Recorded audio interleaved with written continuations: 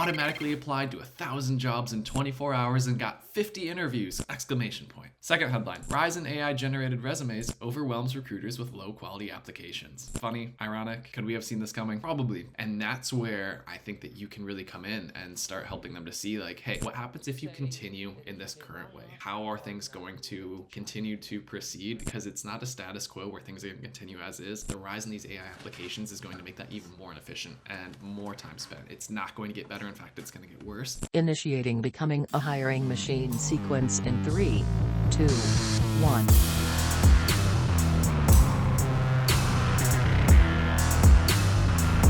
Hey everyone, it's Sam Keenly, and welcome back to Becoming a Hiring Machine. This is the show dedicated to fixing recruitment by going beyond saying what needs to change and instead teaches you how to make that change. Today, we've got a great Tactical Tuesday episode ahead of us, but before we get into that, I just want to tell you a little bit about the show. Essentially, we have shows within the show here. Some days we have interviews with industry thought leaders and others who are shaking up the space, while other days we cover things like trending topics. Stop by every Tuesday, like today, for a Tactical Tuesday episode where we go deep on how to do something that's going to help you drive better results in your day-to-day. Some days we open up for Q&A, and occasionally you get a mic drop episode from Matt where he shares something that he's been thinking about within the recruitment space and wants you to know.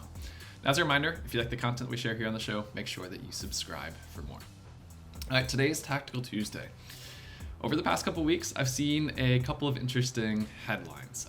Tell me if you've probably seen similar ones floating around social or other places. The first one is all caps. Automatically applied to 1,000 jobs in 24 hours and got 50 interviews! Exclamation point. Second headline, rise in AI generated resumes overwhelms recruiters with low quality applications. Funny, ironic, could we have seen this coming? Probably. So why am I sharing this? A lot of the listeners here are recruiters who work at agencies, do a lot of outbound.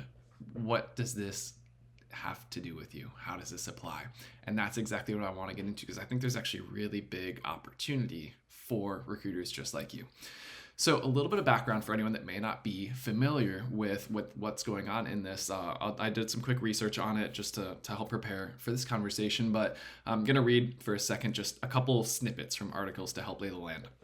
So there have been some software developers in Spain and Italy that say they've created their own artificial intelligence bots that can scan your resume, search for relevant jobs, and then automatically submit that to hundreds or thousands of applications within the span of a few days.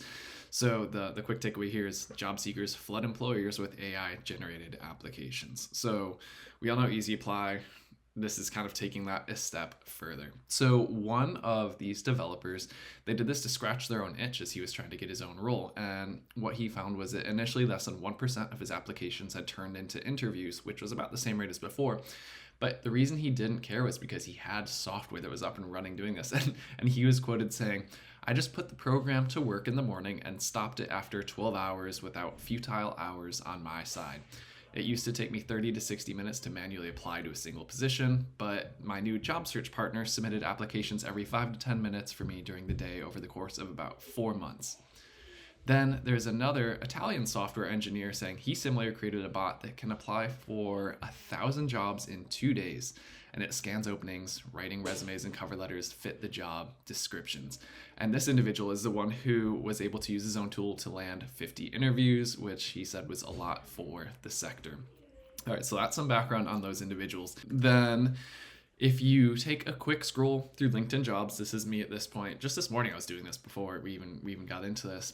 I've seen that, there are jobs that have been posted for 1 day and have already hit the over 100 applicants threshold that can be seen. So you don't know how many candidates they're really getting, but it probably is well past that 100. So a couple examples I just did. Common in-house roles. I did big companies, small companies. So I looked up Amazon. They have an account executive role, and it had received 100 plus applications, and it had only been posted for 1 day. Then I looked on the small side, just niche small tech startup company, account executive role. The job had been posted for 3 hours and it already had 63 applications. Interesting, right? And they're getting overwhelmed by these. And so, okay, Sam, what's your point with all this? What are you getting to? There's a huge opportunity for you to help partner with these in-house companies, because I don't think they realize just how much resource, money, time is being spent on these inefficiently, and it's only going to get worse.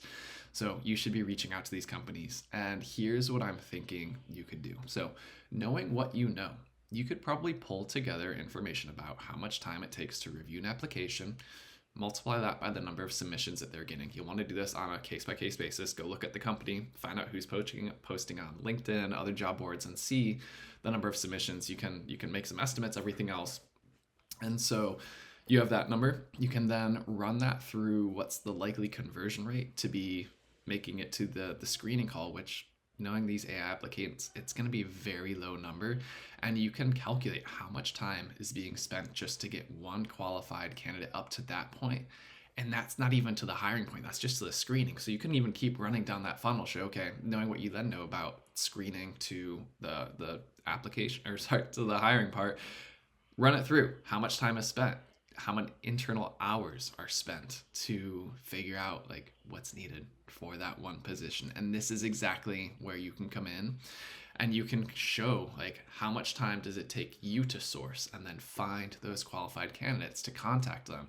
How many make it to the screening? What's your hire rate? And you really should be painting a good picture of, this is probably going to be faster, it's going to be much more efficient, and it's probably going to end up costing us at the end of the day. So you can even plug in your costs compared to the internal resourcing costs of the hiring company.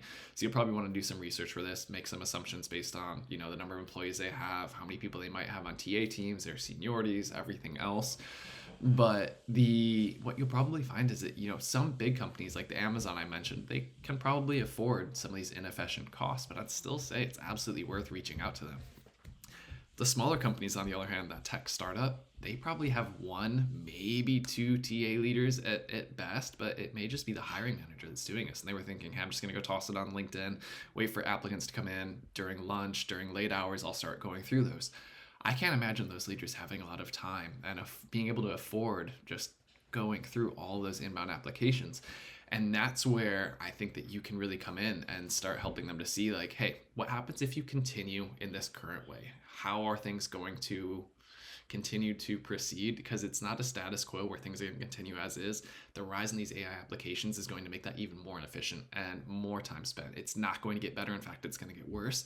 Versus, what if I told you there was a better way? What if I helped you to source, contact, engage, and make these hires? And then you can put those numbers side by side, and I bet that will open up their eyes to this conversation and probably be open to having that chat with you. So the long story short of this is, I think there's a great BD opportunity here that's different from the MPC approach. It's different from the other ones, that is taking advantage of just what's going on and how hiring is happening today with a lot of large companies, in-house companies trying to continue to rely on inbound applications when we know that it's only going to get more and more inefficient. So give it a shot. Let me know what you think. Would really be curious to hear if anyone takes this to heart and starts their outreach strategy towards it. So share back the good, the bad, the ugly of what you find out once you do this.